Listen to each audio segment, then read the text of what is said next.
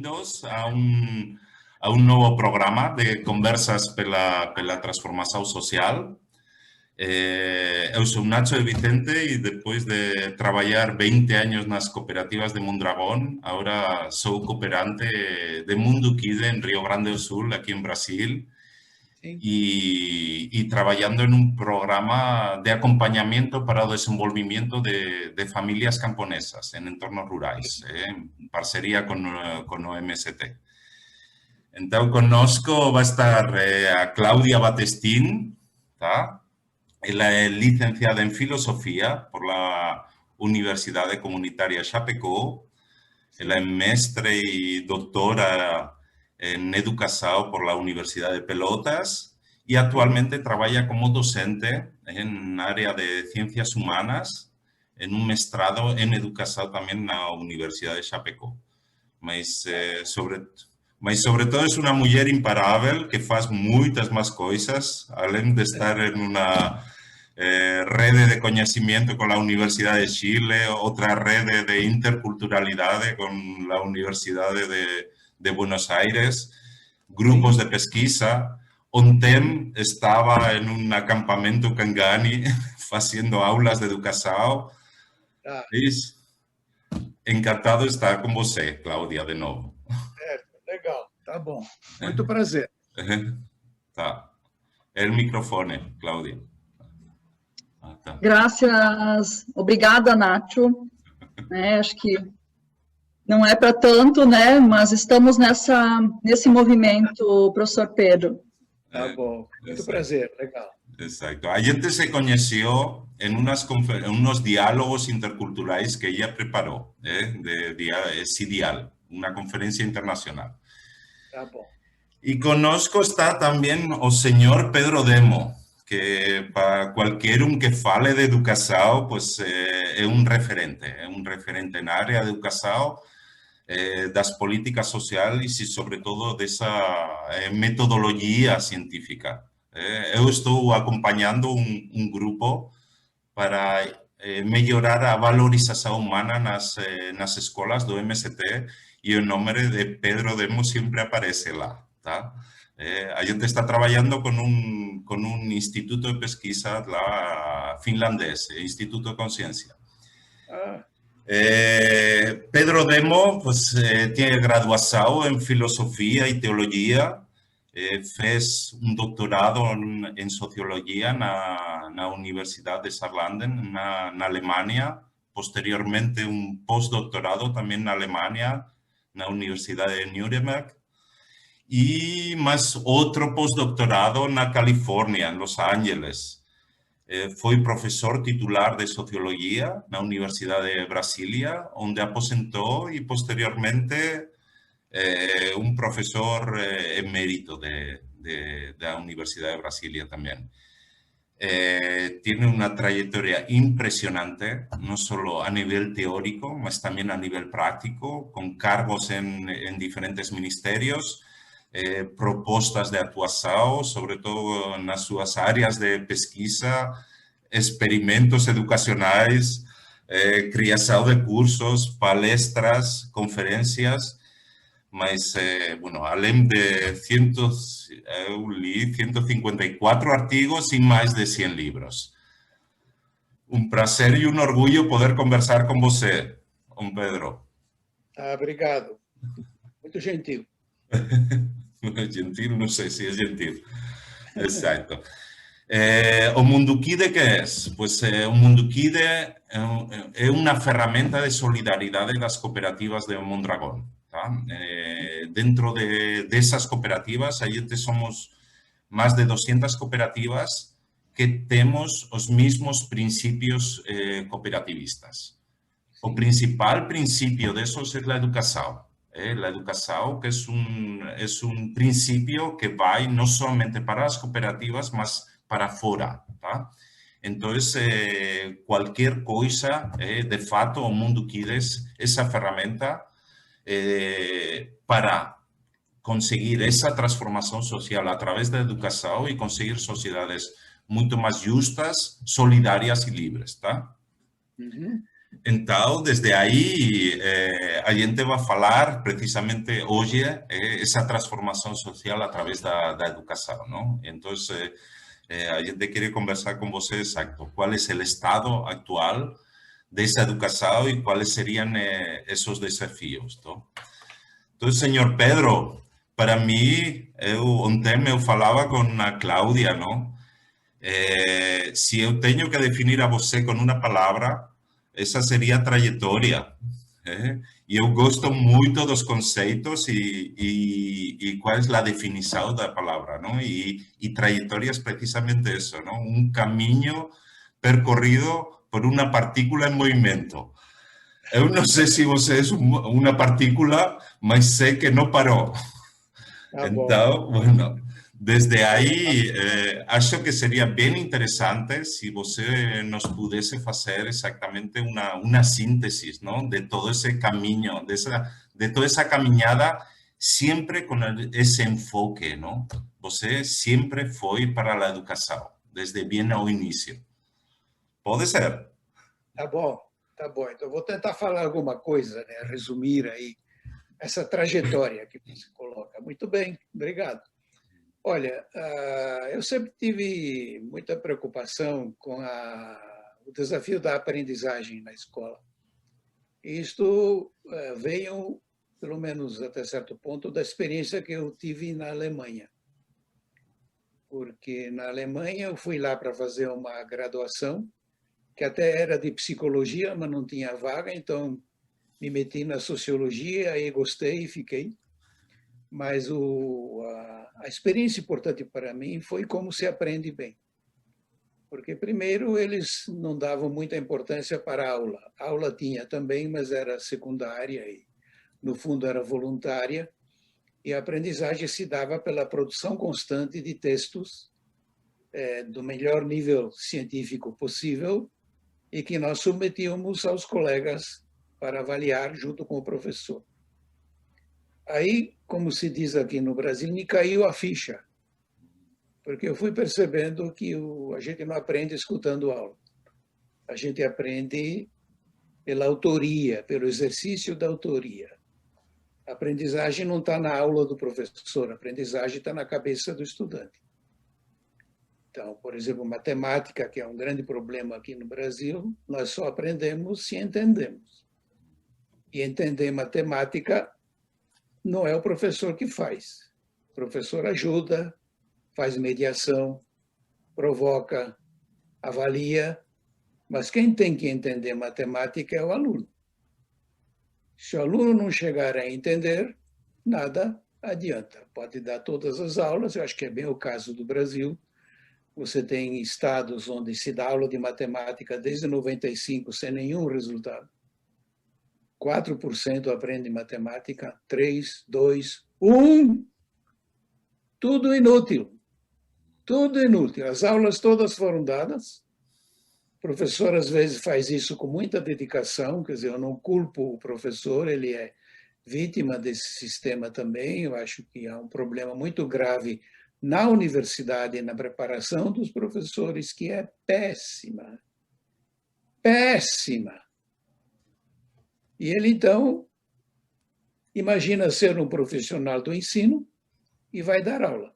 Mas ele nunca produziu nada, ele não tem autoria nenhuma, não porque ele não queira, mas porque ele foi impedido disso aí. Então, eu acho que o professor precisa ser um autor, um cientista, um pesquisador, que são 3 termos que eu gosto de usar porque indicam a aprendizagem que a gente quer e que no Brasil começa a aparecer apenas no mestrado, enquanto que os grandes autores também da educação infantil dizem que isso deveria aparecer no pré-escolar, como Piaget, Montessori, Freinet, essa turma toda. Quer dizer, muita gente acha que a criança de 4 anos aprende bem, sabe duvidar, tem hipótese de trabalho, gosta de fazer experimento, faz exercício de argumentação e assim por diante. Mas essa criança é calada quando chega no ensino fundamental. Então, ela tem que ficar quieta, escutando um professor falar e fazer sua provinha. E isso, acho que no Brasil, pelo menos, se demonstra muito facilmente que é de total inutilidade. Não há proveito disso aí. Então, depois de 3 anos de alfabetização, nem metade se alfabetizou, porque aqui inventaram essa história de que a alfabetização se faz em 3 anos. Mas já existe uma certa má consciência, então quiseram baixar para 2, mas os municípios não aceitaram, porque fica essa enrolação. Nós não tomamos a sério a aprendizagem, então eu sempre me dediquei a isso. E acho que a peça-chave para arrumar isso é o professor. Hoje nós temos uma situação um pouco assim sui generis, porque consta na BNCC. A BNCC brasileira, que foi aprovada em 2018, é uma peça conservadora, não tem muitas luzes, confunde habilidade com ensino, com conteúdo, né? Mas lá no começo do capítulo sobre ensino médio, tem uma palavra que eu acho que é um ato falho, na verdade, né? Recriar a escola. Porque, no fundo, a BNCC reconhece que a escola que nós temos não serve mais. Ela não está à altura dos estudantes. Então, claro que a BNCC não tem o poder de recriar a escola, ela é, na verdade, uma instituição de conteúdos que são todos marcados, né, na verdade, criptografados, de certa maneira, para que nenhum escape. E nós ainda continuamos com essa ideia de que os conteúdos precisam ser repassados. Se o aluno aprendeu ou não é uma questão secundária. Eu gostaria de colocar que a questão é essa, a questão primária, primordial, é se o aluno entendeu, se o aluno aprende. Porque se o aluno não aprende, não adianta repassar conteúdo nenhum.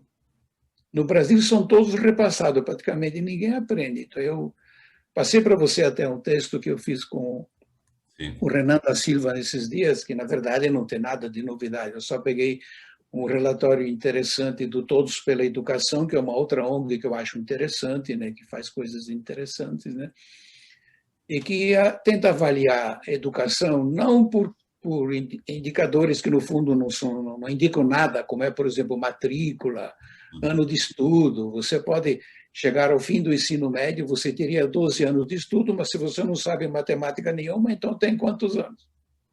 Então, o indicador de ano de estudo, que é muito usado, por exemplo, no IDH, é inútil. É um indicador vazio.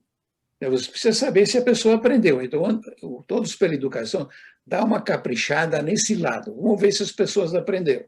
Isso também é discutível, naturalmente, porque os dados são muito questionáveis, né? Qualquer dado é questionável. Mas o dado do IDEB, o dado do PISA são particularmente questionáveis porque eles têm uma propensão a pegar memorização, achar a resposta certa, que é o facinho dos cursinhos no Brasil, e que mostra muito bem no Enem como isso também é inútil, porque se você toma o desafio de redação no Enem, uma média geral assim de estudantes que redigem bem dá 50. Não é 50%, é cinquentinha. De 4 milhões, 50 redigem bem. Ninguém. Ninguém. Porque também tiraram da escola ler, estudar, elaborar, pesquisar. É só decoreba, é só macete, é só achar resposta certa, que para bons educadores é a resposta mais idiota que tem, é a certa. A resposta interessante é aquela que duvida, aquela que pergunta, aquela que muda, aquela que quer saber além do que está dado, né? Que está bem colocado, por exemplo, no Paulo Freire, com ler a realidade. A realidade dele não é uma leitura certa, é uma leitura inquisidora, uma leitura que procura mudar e assim por diante. Então, eu sempre me interessei por isso, né? Então, acho que é muito importante isso, porque eu ainda aposto na ideia da aprendizagem transformadora. Não mecanicamente, porque essa consequência não é mecânica, entendeu? Né? O Paulo Freire mesmo disse isso 1000 vezes, né? O emancipado pode se tornar opressor, basta que ele chegue ao poder. Então, disso aí nós estamos cheios na história da educação, né? De de gente que se emancipou de uma maneira importante, mas se tornou opressora, que é bem a história da Europa. A Europa tem uma história de emancipação colonialista. A Europa se emancipou bem, né, com ciência, com iluminismo, né, com democracia, inclusive democracia liberal, naturalmente, entendeu? Mas oprimiu os outros povos. Né? Quando encontrou povos novos, quando veio para a América do Sul, fizeram logo um colonialismo horrível e adotou a escravatura, inclusive, como parte desse colonialismo. Então, acho que é preciso também ter esse desconfiômetro, chamamos aqui às vezes, entendeu? Né? A ideia de que a ciência mais interessante é a ciência que tem autocrítica, que é socrática. Você colocou no início aí que a minha colega gosta dessa ideia maiêutica, entendeu? Né? Isso tem uma história enorme, isso é uma história linda, entendeu? Né? Do conhecimento perguntador, duvidador, conhecimento que nunca se acalma, conhecimento que se mede por aquilo que lhe falta, não por aquilo que ele já criou, que isso já é passado, entendeu? Né? Então, essa ideia é interessante, sempre me interessou esse tipo de coisa, e que veio muito também da minha ligação com a Escola de Frankfurt, porque eu acabei fazendo a tese de doutorado sobre Marcuse e Freier. Esse outro sociólogo é de menor importância, mas o Marcuse me fascinou, eu aprendi muito com ele, também com a Escola de Frankfurt, que também já passou, né? Tudo passa, também a Escola de Frankfurt já passou, então nós temos que nos reinventar de outra maneira.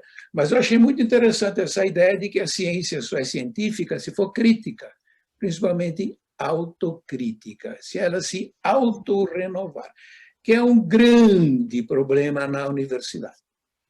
Universidade, sobretudo a nossa, eu não sei responder pela Espanha, né? A nossa universidade está presa no começo do século passado. Se a gente quiser olhar como é a universidade brasileira, basta rever o filme do Chaplin, Tempos Modernos. A nossa universidade é aquele estrupício, parada no tempo, não anda, não muda, acha que é dona da mudança, né? E por isso também mantém pedagogias de licenciaturas inomináveis. Então, nesse texto que eu dei para vocês, não sei se vocês leram, entendeu? Eu falo aí de efeito desaprendizagem. Né? Por exemplo, na média brasileira de 2017, mas quase 50% dos estudantes nos anos iniciais aprendem matemática. Mas quando passa para os anos finais, esses quase 50% ficam 21%. Você perde aí um monte de coisa, você está, na verdade, subindo para baixo. E quando você passa para o ensino médio, é 9%. Então, você vai desaprendendo, vai caindo. Quer dizer, os anos iniciais são do pedagogo, ele não tem bons resultados finais, porque 50% é uma mixaria, na verdade, mas ele sobe. O pedagogo ainda consegue subir. Mas o licenciado, que já entra nos anos finais, estanca, para. E no ensino médio é um desaforo. O ensino médio é uma inutilidade. Na verdade, é uma fraude. É uma proposta fraudulenta de educação. Então, a gente precisa mudar isso. Eu não estou fazendo esse diagnóstico só para explorar as mágoas, entendeu? Que isso não me interessa. Me interessa como é que a gente sai disso aí. Como é que a gente... Porque nós estamos deixando de lado a escola pública, né? A escola privada exclui 80%, porque só 20% consegue pagar uma escola privada, e a escola pública, que é o grande esteio da democracia, o grande esteio da república, a grande expectativa da população marginalizada, exclui quase todos, sobretudo no ensino médio. Nós não conseguimos ter uma escola para todos, nem de longe. E como professor eu mesmo, por exemplo, interessante, né? Não está nesse texto, mas é uma questão que todo mundo sabe, né? Existem ofertas públicas de escola muito boas, sobretudo colégios de aplicação. Então, quando a gente pega o item educação básica, pública, federal, ela tem índices enormes. Então, se esse professor sabe produzir uma aprendizagem tão boa, por que não acontece na escola pública geral? Além disso, nós temos algumas experiências no Brasil também assim surpreendentes, como é o Ceará. Se vocês lerem lá esse texto no capítulo do Ceará, então eu coloco lá no Ceará, tem 2 municípios com IDEB acima de 9. É o Ceará. Porque daqueles 12 municípios que estão na ponta, metade é cearense. E quando você passa para os anos finais, que cai, também aí é interessante também, né? Não existe IDEB 9 nos anos finais, só existe IDEB 7. 7,8 é o maior. É quase tudo cearense, com exceção de 2 que são de Alagoas, aí do lado. Não tem nada em São Paulo, não tem nada no Sudoeste. Claro que a gente pode também criticar, porque a IDEB é criticável, né? Mas, de alguma maneira, é um consolo. Por que o Ceará consegue fazer isso? E é município pequeno. Não é município rico, grande e tal. Assim. Se a gente pegar, por exemplo, o município de São Paulo, a capital, São Paulo, o aprendizado em matemática, em 2017, na rede pública, foi de 4%. 4%, minha gente. 4%. Ninguém. Não existe. É uma enganação. Professor Demo. Sim, diga. Desculpa ali. É muito instigante, muito bom de ouvir. Muitas das questões que nós iríamos, né, você já contemplou. Sim, tudo bem. Né, isso não, é ótimo. Isso desperta não, é um bálsamo, né, também, mas é gerado de angústia, né, porque nós vivemos um tempo um tanto incerto.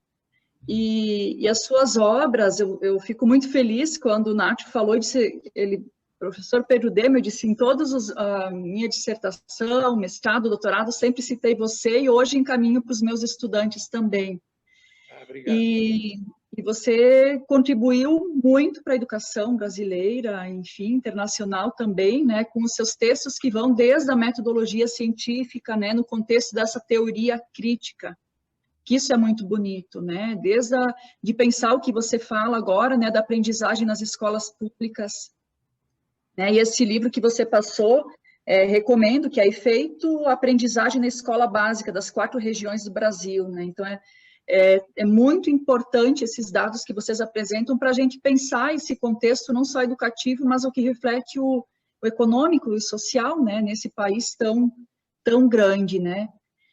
E aí, professor, eu gostaria de ouvir você com toda essa experiência, né, de como hoje, em sala de aula, eu, enquanto docente também, né, como é que nós podemos fazer para aproximar mais essa teoria e prática, né, já que você fala muito que o aprender é um exercício de autoria, e agora nós estamos já há mais de um ano dando aula, desde casa, em função da pandemia, né, como é que a gente consegue novamente, eu falo novamente porque se deixou escapar, perdeu-se muito, né, esse exercício da autonomia, do fazer ciência, né, e com todo esse movimento das tecnologias, veio muito forte essa reprodução também. Eu sempre falo, né, existem os dois lados sempre, né, a faca de 2 gumes, né, então, o lado positivo e não.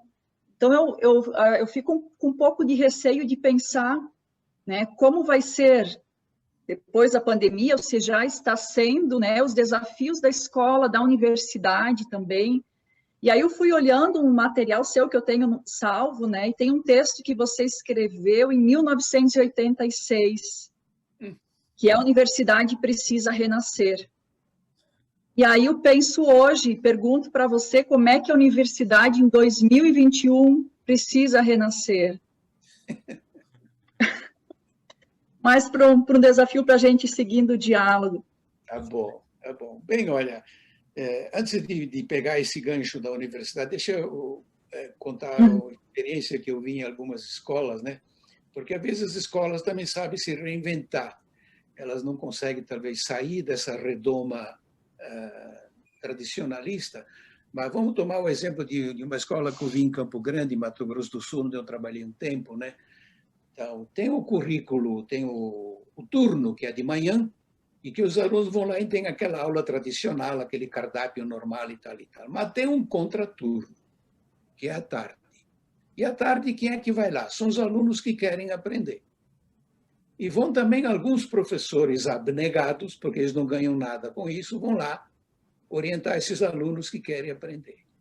Então, é uma coisa assim do arco da velha, é psicodélico o negócio, entendeu? Quando a gente vê que o turno de manhã, que é oficial, é completamente inútil, ele não agrega nada, ele não produz nada, enquanto que à tarde vão aqueles alunos que querem aprender, e aí acontece uma aprendizagem maravilhosa.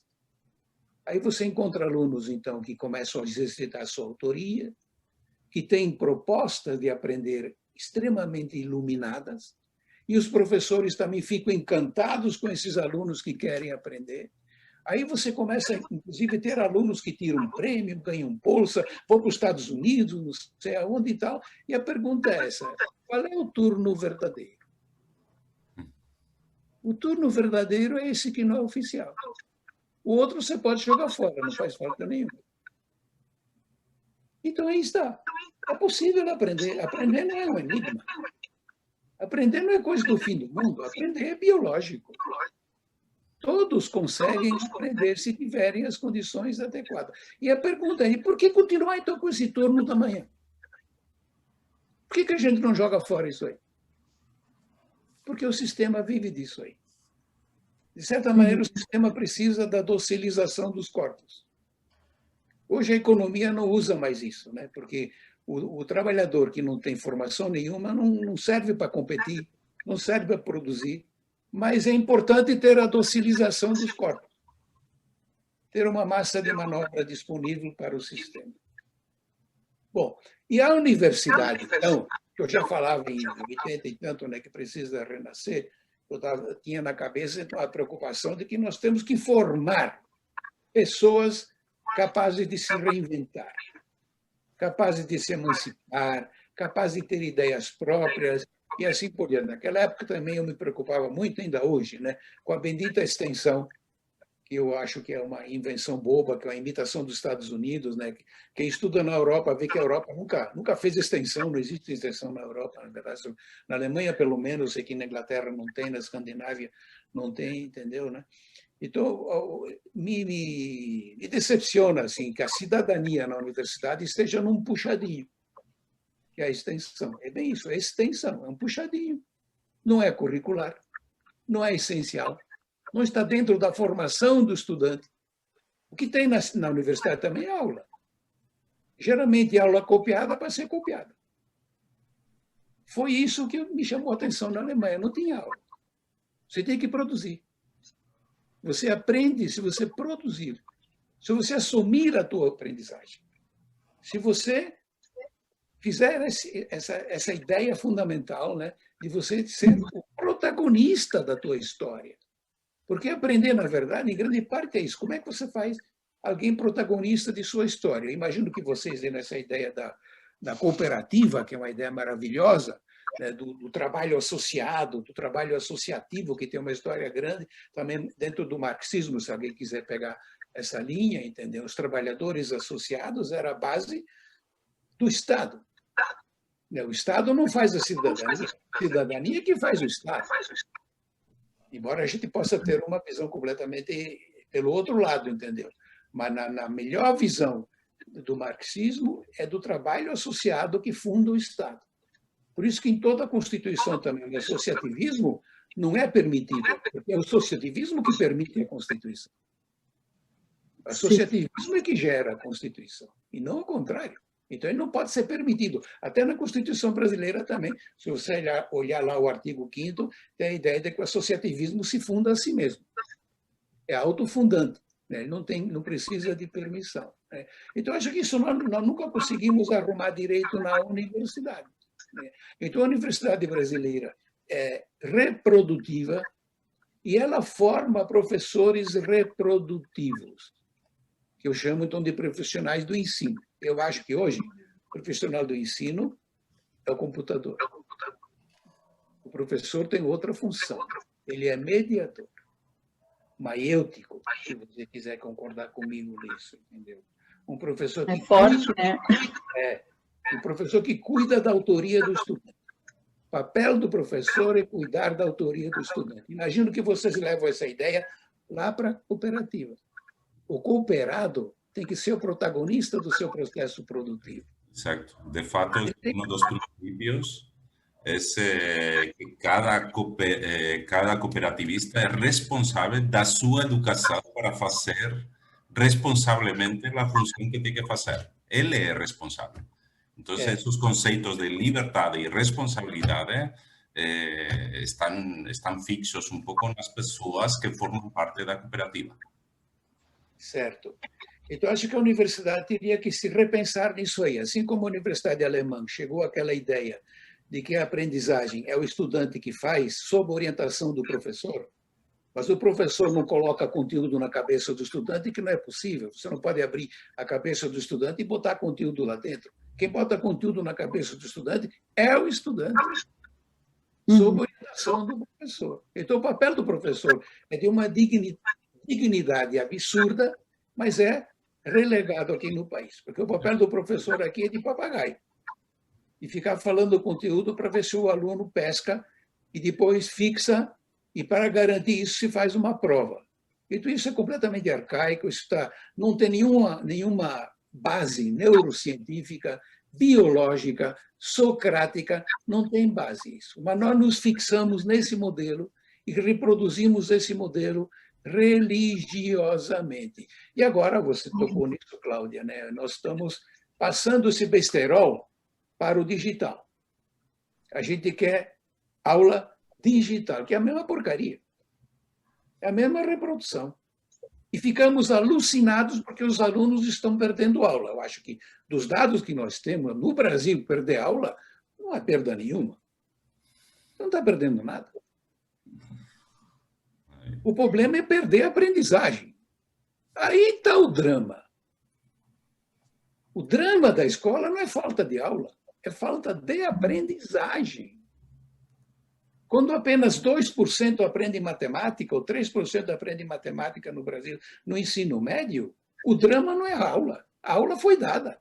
Todas essas escolas têm aula, só que ninguém aprende. E a universidade não está nem aí. Eu acho que a minha maior irritação, vamos dizer assim, é o comodismo da universidade. A universidade que vê que a formação que ela dá para o pedagogo e para o licenciado não tem mais validade nenhuma. Mas ela insiste em continuar isso porque ela se acha acima da crítica. Ela não aceita a crítica, que é uma grande contradição, desde o tempo de Sócrates. Sócrates sempre colocava assim: quem critica será criticado. Porque o critério da crítica é a autocrítica. Você só pode criticar se tiver autocrítica. Se você não tiver autocrítica, você está sendo unilateral. Você aceita que você pode criticar, mas o criticado não pode criticar você. É um absurdo, é uma grande bobagem. Então, esse vai e vem é fundamental do bom professor, que ele consegue ficar aprendendo a vida toda porque ele tem autocrítica. Ele sabe que precisa se reinventar. E acho que a concepção mais bonita que tem de conhecimento científico é essa. Um conhecimento capaz de se autocriticar. Um conhecimento capaz de se auto-renovar. Né? Eu acho isso uma pena, porque nós estamos vendo hoje, né, na cooperativa, certamente vocês enfrentam isso também. O capitalismo sabe se auto-renovar. O capitalismo pegou isso. A educação permanente, a auto-renovação permanente, questionar-se permanentemente, como Schumpeter colocou, a destruição do capitalismo para se renovar. A universidade se perdeu. A universidade acha que não precisa se renovar. É triste isso. Então, veja hoje, inclusive nós temos que escutar que o empresário quer um trabalhador com pensamento crítico. Veja só. Pensamento crítico. Para que pensamento crítico na empresa? Não é para criticar o sistema. Não é para criticar o sistema produtivo, entendeu? É para ter uma cabeça aberta, que é boa para você competir e produzir. E a universidade não está nem aí. Ignora isso. Continua fazendo sua aulinha, fazendo seu cursinho, sua graduação, que eu considero inútil também. A pós-graduação lato sensu, que muitos sistemas municipais e estaduais curtem bastante, o que mais curte, na verdade, é o Espírito Santo, né? Mas você não nota como é que isso chega à aprendizagem do estudante. A pós-graduação lato sensu serve para melhorar o salário do professor, que é importante. O professor ganha muito mal, então ele tem que se arranjar para melhorar o salário, entendeu? Mas não chega ao estudante, porque não é proposta a aprendizagem do estudante. A aprendizagem do estudante não é parte dos cursos de pedagogia e de licenciatura da universidade. A parte principal é transmissão de conteúdo, é transferência curricular, é aula. Então, por isso que eu tenho criticado tanto a aula. Eu não acho também que seja necessário fazer disso um cavalo de batalha. Acho que todo professor pode dar aula, mas a aula só tem importância se o aluno aprender. Se o aluno não aprender, a aula é inútil. Então, diante dos dados que eu tenho, eu diria que 90% das aulas que se dá na escola são inúteis. Não levam a nada, não produzem nada. Diga, Cláudia. Não, eu concordo. Eu fico pensando, né, como é que saídas que nós podemos ter e buscar, né, quando a educação ela está mais direcionada, essa formação para o trabalho, né, do que para o pensamento crítico, né. E aí eu fiquei pensando aqui, você tem muitos escritos sobre a realidade socioeconômica do Brasil. Sim. E tem uma frase muito forte sua que repercute nas redes, que é: o sistema não teme o pobre que tem fome, teme o pobre que sabe pensar. Essa frase me acompanha há bastante tempo, professor.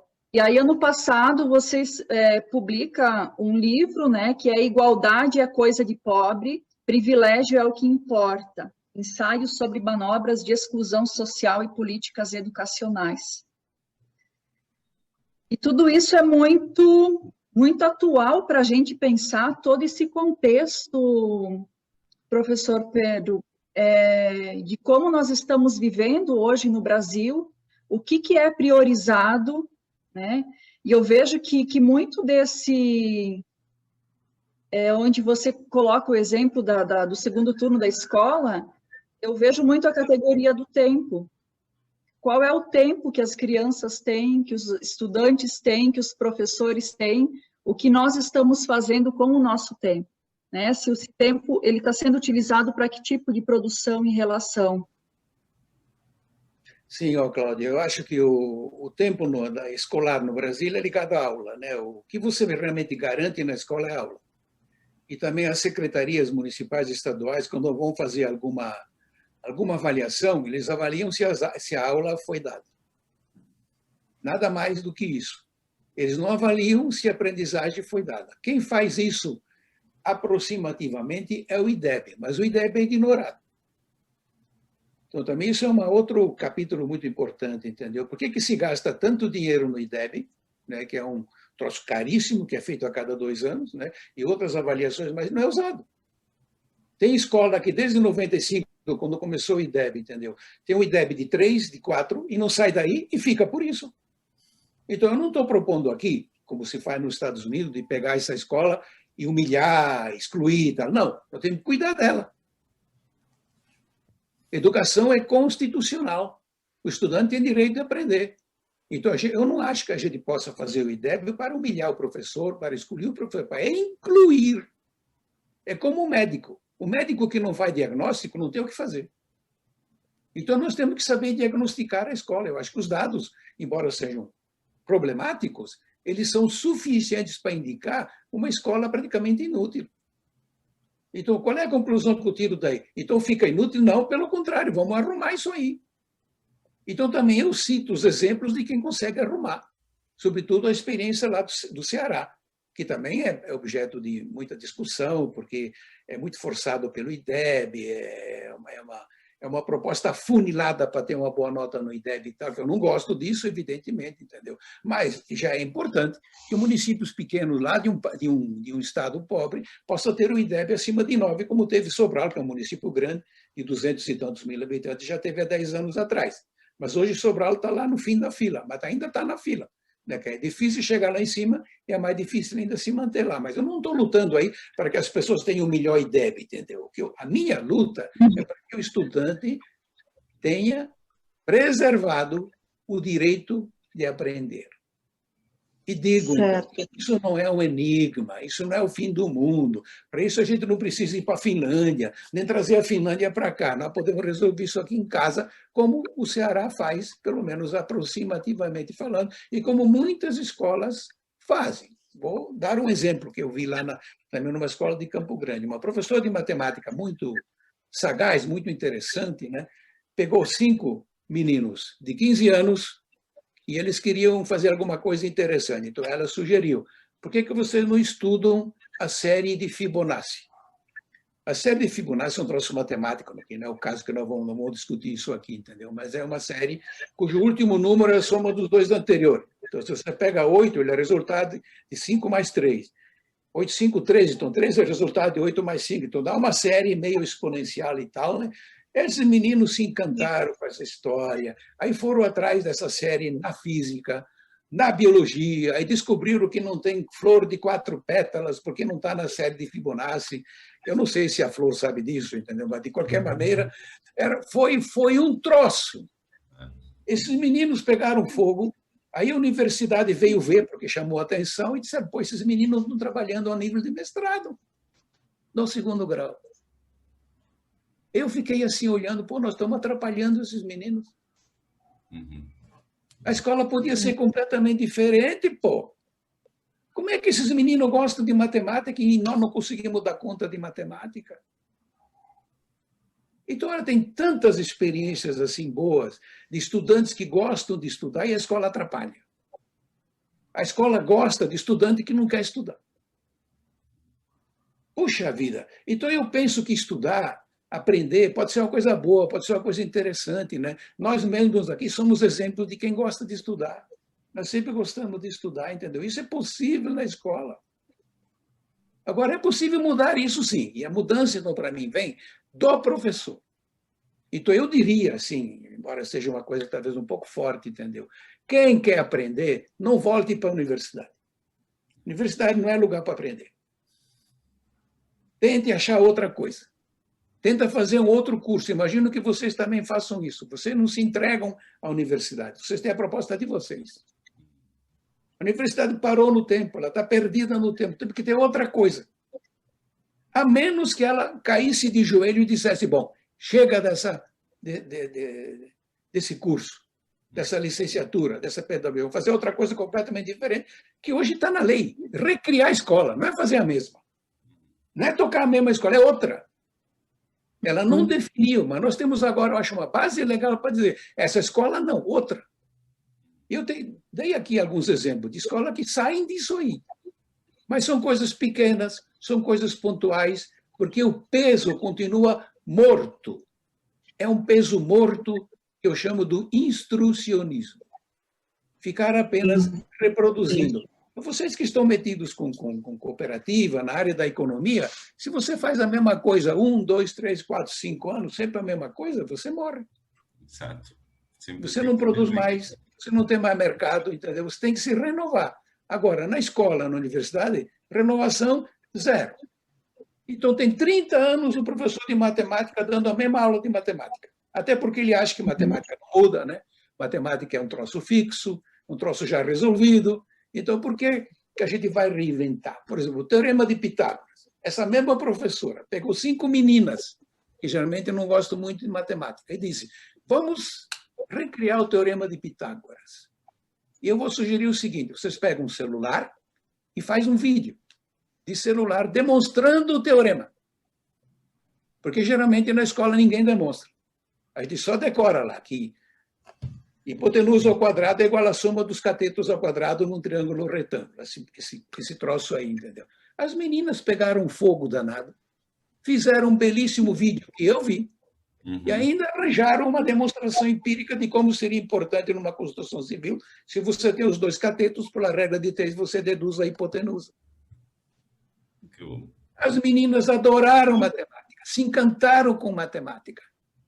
De novo, eu diria, pô, a escola está atrapalhando. É uma escola que atrapalha. Mas eu acho que é possível gostar de matemática, é possível aprender, sim. Diga, Cláudia. Não é tanta provocação que a gente ficaria aqui muito tempo, né? Acho que muito fica para a gente pensar, né? Não tem como não relacionar, professor, com o que você fala, né? Com essas burocratizações, né, com o rol de conteúdos, com essa burocracia instaurada, né, E eu gostaria de ouvir de você, com tanta experiência, por ter passado por muito desses espaços, né? Por exemplo, o Ministério da Educação, o MEC, a CAPES, o CNPq, né? Como você vê esses grupos e esse movimento, né, no Brasil hoje, o que isso tem contribuído ou não, se poderia ajudar ou não para uma mudança também estrutural de pensar a escola e a universidade, né? Sim, eu acho que a questão da burocratização, do engessamento, do enrijecimento das coisas, do currículo pré-determinado, fixo, também ajuda muito esse troço de que o professor vai para a escola para dar aula. Ele não tem liberdade e tal. Então, acho que um tema sempre muito caro a mim é a liberdade do professor. A universidade tem que saber arrumar um professor tão bem formado que a gente confie para que ele resolva a questão. Vamos tomar, por exemplo, a questão da alfabetização, que aqui se inventou que deve ser concluída em até 3 anos. Que é uma bobagem, né? E mesmo que isso tenha sido inventado pelo PT, entendeu? Mas é uma bobagem. Porque, primeiro, um bom conceito de alfabetização dura a vida toda, não dura 3 anos, entendeu? Porque você vai fazer no começo do ensino fundamental uma iniciação. É uma alfabetização inicial que tem que progredir. Agora, você coloca 3 anos, o alfabetizador é muito mal formado, ele não sabe fazer uma proposta de alfabetização. Veja, um dos grandes problemas, nós temos alfabetizadores que são incapazes de fazer uma proposta de alfabetização própria. Esse é o alfabetizador que eu quero. Você não tem nada que se meter com ele, entendeu? Deixa ele resolver se ele é fonético ou não fonético, não sei das coisas, não importa. Ele é que resolve isso. Agora, eu vou cobrar o resultado. O estudante tem que se alfabetizar. O que eu não posso tolerar é que passam 3 anos, passam 9 anos, passam 12 anos e o estudante continua analfabeto. Aí não. Isso nós temos que saber mudar. Então, eu acho que a gente precisa confiar no professor. O problema é que o sistema acha que o professor é tão fraquinho que a gente não pode confiar nele. Então, tem que cabrestar o professor. Tem que dizer como é que ele faz a aula, como é que ele começa, como é que ele continua, como é que ele acaba, como é que ele aplica a prova, como é que ele avalia, como é que não sei o quê. Está tudo engessado, porque a gente não confia no professor. Não. Nós precisamos de um professor que tenha total condição de decidir como é que ele faz o aluno aprender. Ele decide isso. É a mesma coisa que o Estado querer dizer como é que o pai educa o seu filho. A gente nunca permitiu isso. O pai é que tem que ter autonomia para dizer como é que ele educa o filho dele. Ele pode até procurar apoio do Estado, o Estado pode dar outros apoios importantes, econômicos, logísticos, tecnológicos, não sei das quantas, mas a decisão é dos pais. Então, isso tem que ser a decisão do professor, né? Então, acho que a gente não conseguiu isso. Então, nós temos uma formação extremamente deficiente. E o difícil é convencer a universidade que a formação que ela dá é extremamente deficiente. Se você olhar, por exemplo, você que está aqui no Brasil, né, nós inventamos na graduação o PIBIC, que é uma bolsa que o CNPq dá para um aluno fazer pesquisa com um doutor. Geralmente, nós temos boa impressão do PIBIC. Eu gosto muito do PIBIC. Eu acho que é uma das coisas que ainda funcionam lá na graduação. É o aluno que faz PIBIC. O aluno que aproveita a graduação é o aluno do PIBIC. Então, está na cara que a graduação devia ser PIBIC. A graduação que a gente quer é a graduação do PIBIC. E nunca saímos de um experimento isolado, fortuito, eventual, pequenininho e assim por diante. A graduação continua naquele peso de aula, de reprodução, de instrucionismo e tal, que não tem efeito. Então, isso também virou uma burocracia engessante. Os outros países, eles são mais clarividentes nisso. Eles também olham os tempos.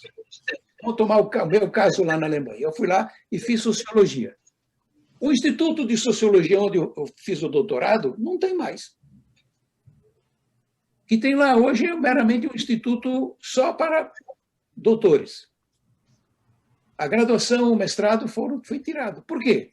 Porque naquela época todo mundo queria fazer sociologia, hoje ninguém mais quer. Aqui no Brasil, por peso burocrático, a gente mantém o curso. Mesmo que não tenha aluno nenhum, mantém o curso. Quer dizer, a gente não tem essa versatilidade, não, e tem que olhar a sociedade. Se hoje nós temos outras coisas para fazer, por exemplo, entrou no meio de campo a formação para profissões digitais. Programador, analista digital, estatística dos megadados e tal, que são muito importantes. Aí tem muita oferta de emprego importante que a escola ignora. A escola continua fazendo aquela formaçãozinha para o início do século passado, que não tem importância nenhuma para a vida das pessoas.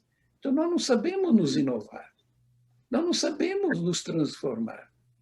A gente só é transformado de roldão, atropelado. Quando o caminhão passa por cima da gente, a gente acorda. Oh, tem que fazer alguma coisa diferente. Pô, por que precisa um caminhão passar em cima de mim para eu acordar? Uhum. Professor, a minha pergunta, né, para onde nós vamos e aonde nós vamos chegar, né? Eu gostaria de fazer uma conexão com o Nacho, que tem toda essa experiência com o País Basco, né? De ouvir você também, Nacho, através da fala do professor Demo, se tem alguma semelhança, alguma luta em comum, algum desafio que você pudesse também partilhar ou nos passar um pouco dessa experiência de transformação social pelo mundo, que é muito importante para o mundo todo, né? No, segundo ele estava falando, é verdade, vou compartilhar com vocês também um link de una experiencia nueva que están haciendo, sobre todo pues, en esa tentativa de reinventar un poco a universidad. Y acho bien interesante, voy a enviar para vocês, mas para mí es también bien frustrante, porque es verdad, cuando la gente ya está haciendo, esta es la tercera conversa, mas la gente tiene conversas sobre transformación social, sobre diferentes temas, e é frustrante, porque de qualquer coisa que você fala, se você fala de economia, ou você fala de política, ou de políticas de gênero, ou de sustentabilidade, ou de meio ambiente, e você fala que a gente pode fazer para melhorar isto, todos sempre terminam na mesma coisa. A gente tem que repensar essa educação, não? Então, e ouvindo a você também, porque... no sé, es interesante que después de 50 años, con esa trayectoria en la educación, ainda você fique irritado. Y para mí es que tiene que ser frustrante. ¿Por qué la educación no muda? ¿No? ¿O qué intereses tienen para que la educación no mude? ¿No? Y para mí eso es como a gente pode fazer para que a educação seja diferente. Pois é, Nacho, né? Eu acho que, na minha expectativa, assim, né, tudo é complicado, né? Mas a gente não pode também querer mudar tudo de uma vez só. Eu começaria sempre pelo professor. Acho que o Brasil tem uma tradição muito ruim de formação docente, né? Nós temos ainda estados que têm 40% dos seus professores só com ensino médio, escola normal, por exemplo, Maranhão. Mas o mais triste nem é isso. O mais triste é que você encontra uma normalista facilmente melhor que qualquer licenciado. Isso é o triste. Como é que pode? Então, eu acho que a gente está caprichando a miséria de uma maneira completamente desnecessária, entendeu? Você colocou bem. Para quê ter uma escola tão ruim? Para quê? Vamos fazer uma coisa melhorzinha. E nós temos exemplos de coisas melhores. Quando menos, então, o Ceará. Agora, os estados mais fortes, como São Paulo, preferem, então, desprezar o Ceará. Quem é o Ceará, para dar um exemplo do país? Tal, né? O exemplo vem de São Paulo. São Paulo é péssimo. São Paulo tem uma proposta instrucionista de educação das piores do país. O aprendizado adequado de matemática em 2017 foi de quase 10%. 10% em São Paulo. Quer dizer, olha, em São Paulo tem a USP, tem a Unicamp, tem a Unesp, tem as melhores universidades do país. Imagino que teriam as melhores licenciaturas do país. Parece que não é assim, não. E na escola pública, esses dados caem pela metade. Então, 5% de matemática para o Estado, 4% para a capital, São Paulo, 3%. Né? Então, eu acho que nós temos que saber aceitar as coisas num diagnóstico clarividente, entendeu? Mesmo que seja tentativo, acho que é importante acentuar isso, né? Nós não temos dados sagrados, nós não temos estatísticas iluminadas, não. Nós temos o que nós sabemos produzir, às vezes mal e porcamente, entendeu? O IDEB não é uma grande coisa, assim como o PISA também não é, mas é suficiente para dizer que a nossa escola não tem resfriado, a nossa escola tem câncer. Então, não adianta ficar ocultando isso, nós temos que enfrentar um câncer. E, finalmente, a BNCC, veja que coisa interessante, irônico, sarcástico até diria eu, né? Pede para recriar a escola, porque a própria BNCC cansou, disse, não tem sentido continuar com a mesma escola, precisamos de outra escola. E veja que ironia, né? Quem disse isso é um governo conservador, isso vem lá dessa reforma do ensino médio do Temer, um governo muito conservador, que teve 2 ministros conservadores, mas que ficaram completamente envergonhados com os dados. Inclusive, eles usaram um termo muito duro, tragédia. O ensino médio brasileiro é uma tragédia. Então, para que a gente quer tragédia? Vamos fazer uma coisa decente, minimamente decente, né? Então, também aqui eu vivo no Distrito Federal. Eu sou catarinense, como é a Cláudia, né? Mas eu vivo aqui no Distrito Federal. O aprendizado adequado de matemática em 2017, aqui na área urbana de Brasília, foi de 5%. 5%! Precisa ser ruim assim para quê? Qual é a graça disso? Eu acho que nós podemos fazer coisa melhor, e há coisa melhor por aí, começando lá no Ceará e outros lugares, né? Quem tem município com IDEB alto, além da área do Nordeste, é o Sul. Tem 2 no Paraná, tem 1 em Santa Catarina e tem 1 no Rio Grande do Sul. Só. No Sudeste, nenhum. No Centro-Oeste, nenhum. No Norte, nenhum. Então, é um peso morto, como a Cláudia acho que estava sugerindo para mim, em termos da burocracia, de fazer sempre a mesma coisa, o professor não pode inovar e tal, né? E também eu acho que há outras coisas, claro, né? Por exemplo, as condições de trabalho na escola pública muitas vezes são indizíveis. É verdade. Aí na área no Sul é um pouco melhor, mas também, por exemplo, o Rio Grande do Sul recuou muito. É uma grande preocupação para mim. Hoje, o Rio Grande do Sul, que sempre foi o melhor estado do Sul, hoje é o 3º. Tanto na educação quanto na economia. Caiu. Então, acho que, para que isso? O Rio Grande do Sul, por exemplo, teve um momento muito grande do GEMPA, não sei se a Cláudia está lembrada disso, da Esther Grossi, né? Que também cuidava muito de matemática, era um programa muito interessante, que eu andei até muito por lá, porque achava uma coisa muito importante, morreu tudo. E olha que o Rio Grande do Sul foi o estado do Sul que teve mais governo de esquerda. É verdade. Santa Catarina e Paraná sempre tiveram governo de direita. Mas estão hoje menos mal do que o Rio Grande do Sul. Por que isso? Por que a gente tem que andar para trás? Então, mas eu acho que é possível arrumar. Então, eu nunca perco a esperança, porque acho que a educação não permite isso, entendeu? A educação sempre é um alento. A educação não pode ser tomada deterministicamente, né? Como se entrando na escola você está se arrumando, não. Você pode entrar na escola entrando no Marapuca. O que um freiriano dos Estados Unidos chama de efeito de poder. Pedagogia como efeito de poder. Você pode fazer uma pedagogia que prejudique a pessoa marginalizada. Ela marginaliza, mas ainda acho que muita escola pública acaba fazendo isso, embora os professores não queiram isso. Mas eles estão, como a Cláudia colocou, presos ao instrucionismo, presos à aula, presos à transferência de conteúdo. Eles fazem só isso. Eles não cuidam que o aluno aprenda, até porque o próprio professor não é um bom aprendiz. O bom aprendiz no Brasil só surge no mestrado, quando ele é autor, cientista, pesquisador. Essa é a grande mudança. Foi isso que eu aprendi na Alemanha. Ser autor, ser cientista, ser pesquisador, crítico, autocrítico. Então, isso é possível, claro que é possível.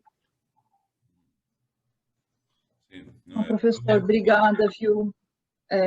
Obrigada pelas suas colocações. Eu não teria como deixar de lembrar e colocar isso também, que nós estamos no ano do centenário, né, de Paulo Freire, E também o centenário, que para nós é muito importante aqui no oeste de Santa Catarina, para o Brasil também, do nascimento de Dom José Gomes, né? Um bispo que trabalhou muito aqui pela educação e pelos movimentos sociais da região, né? Certo. Então, movida por essa imaginação, né? Do aprender, a pensar, né? Eu fico pensando, eu gostaria de ouvir de você, junto comigo nessa imaginação, se Freire estaria aqui conosco com 100 anos, o que Freire diria sobre tudo isso, né? Você conheceu pessoalmente ou trabalhou com ele? Claro, claro. Uma vez eu tive uma experiência muito bonita no Rio, com Darcy Ribeiro e o Paulo Freire. Ah, é. Porque era o conselho das escolas de tempo integral, né? E eu fui muito amigo do Darcy.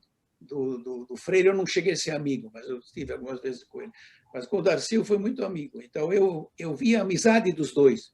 Porque muitas vezes as pessoas acham que Darcy e Paulo Freire eram inimigos, tá? Nunca foram sempre muito amigos. O Paulo Freire sempre ajudou na escola de tempo integral também, entendeu, né?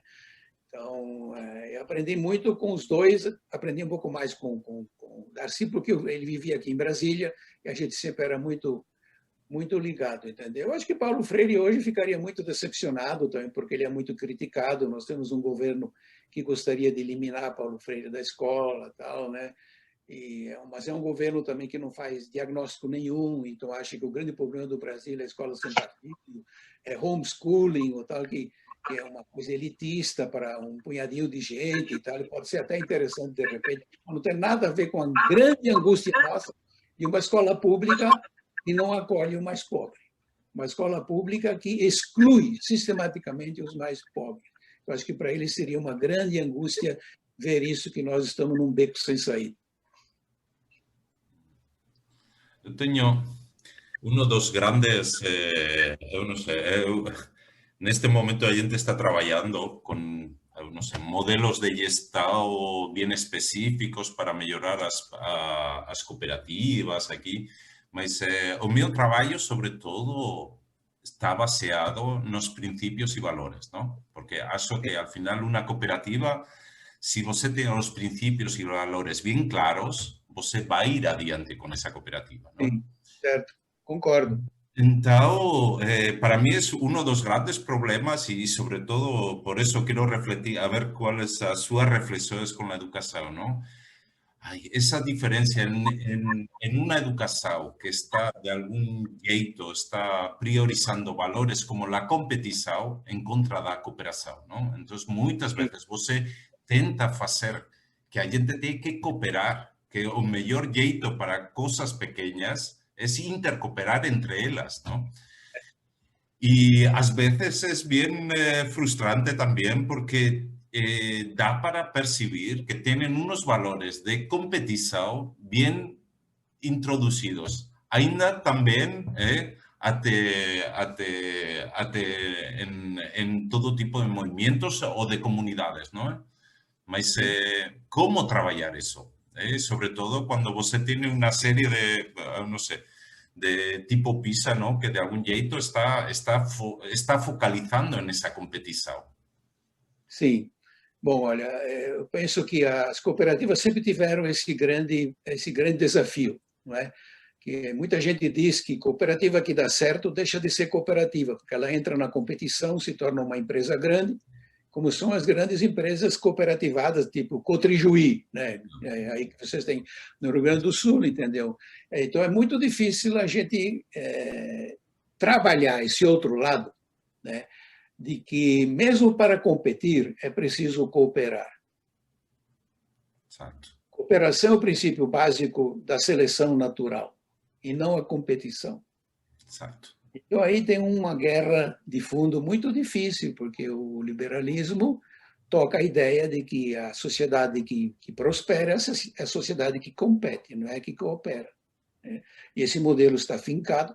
Eu acho também que a situação hoje da China colocou muita lenha nessa fogueira, porque ela se diz comunista politicamente, mas economicamente ela é totalmente competitiva, liberal, né, dentro do mercado e com um êxito absurdo. A pobreza extrema da China, que nos anos 80 era de 80%, agora é 5%. Então, dá a ideia que vai resolver o problema pela via da competição, embora seja pobreza extrema, a 1,9 dólar por dia. Então, né, uma linha de pobreza extremamente baixa, que não tem dignidade humana, na verdade, entendeu? Mas eu entendo o seu problema, né? Porque uma vez eu estudei muito, foi microempresa. Porque eu achava bonito na ideia do microempresário a autonomia dele.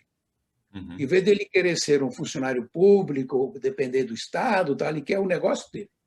Eu acho o lado bonito do microempresário é que ele é pequenininho, mas é o negócio dele. Tá, então eu andei pelo Piauí inteiro, andei o estado inteiro vendo a AMEP, Associação dos Microempresários do Piauí e tal, e me foi muito útil, entendeu? Porque eu também tirei muita ideia para a teoria da associação, a teoria da emancipação, a teoria também das ambiguidades. Não é? Então, o que eu mais vi no Piauí era microempresário pendurado no governo. Ele fazia uma associação de fachada para poder ter um dinheirinho do governo, mas ele não estava apostando na emancipação, na cooperação, na autoria dessa proposta para que as pessoas se tornassem protagonistas do seu destino, fizessem suas coisas. Mas eu acho que o desafio continua. Aí está a grandiosidade dessa proposta. Quer dizer, a melhor economia que pode existir é a cooperativa. Porque essa está ligada à sociedade, essa está ligada aos interessados, e não há outra que se desapega da sociedade, se desprende da sociedade, vira um monopólio, vira uma coisa enorme, vira um Estado por si, entendeu? A gente perde o controle sobre ela. Mas aí está uma luta enorme. Se você olhar as discussões da biologia, então tem muita discussão hoje em dia que tenta rever isso aí, né? Eu acho que a gente não pode retirar do ser humano a competição.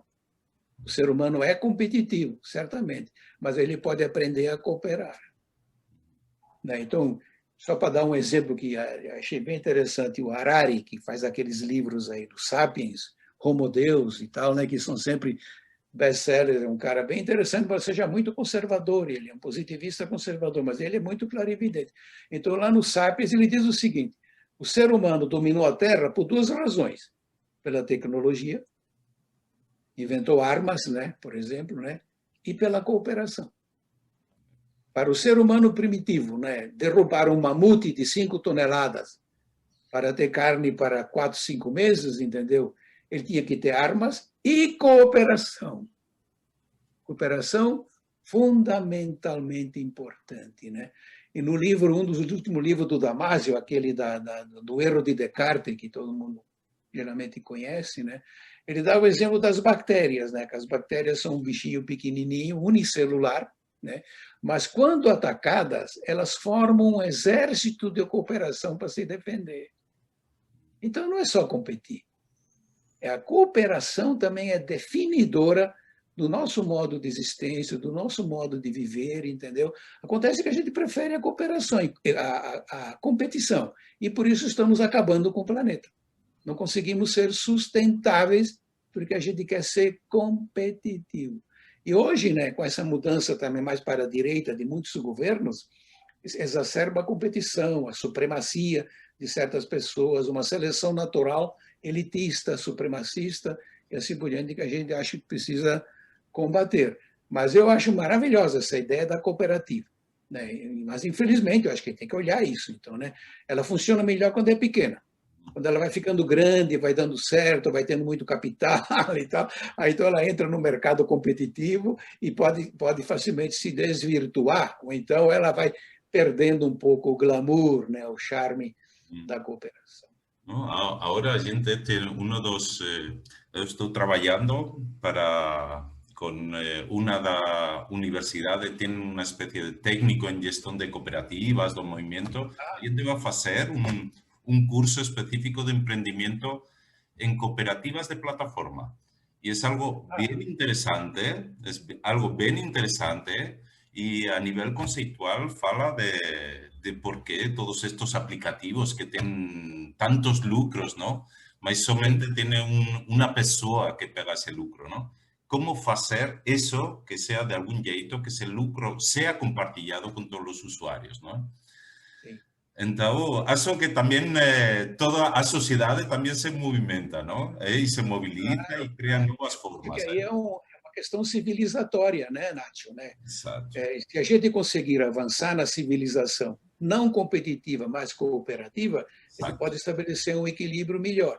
Hoje nós temos um mundo dominado pelo eurocentrismo, que é capitalista, que é competitivo e tal, e que também tem um apoio enorme da China hoje em dia, que não faz mais um equilíbrio para lá. Ela se colocou para cá, entendeu? Então nós estamos muito desequilibrados. Mas acho que tem muita gente preocupada com o que você está dizendo aí, sobretudo os que discutem a sustentabilidade da economia, a sustentabilidade do planeta, né? Você vê também a reação muito forte no Brasil e no mundo todo contra a agressão à Amazônia. Quer dizer, o governo imaginou que ia fazer isso sem nenhum problema e se meteu num problema enorme porque ninguém mais quer isso. A gente não pode derrubar o planeta, é a nossa única morada. Ainda não dá para morar na Lua ou morar em Marte, tem que morar aqui. Então tem que cuidar, então tem que ser cooperativo. A gente não foge da cooperação, né? Mas acho que ainda há muita coisa para resolver. Certo. Muito bom ouvir vocês. Eu acho que talvez a gente já vai se encaminhando para a finalização. Ultrapassou essa meia hora. Que problema. Não, tá bom. Eu não...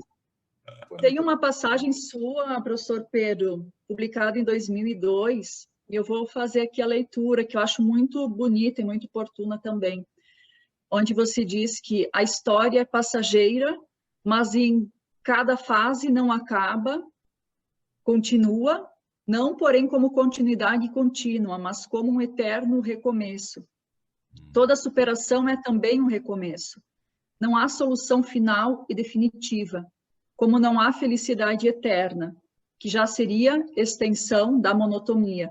O melhor é sempre mais passageiro.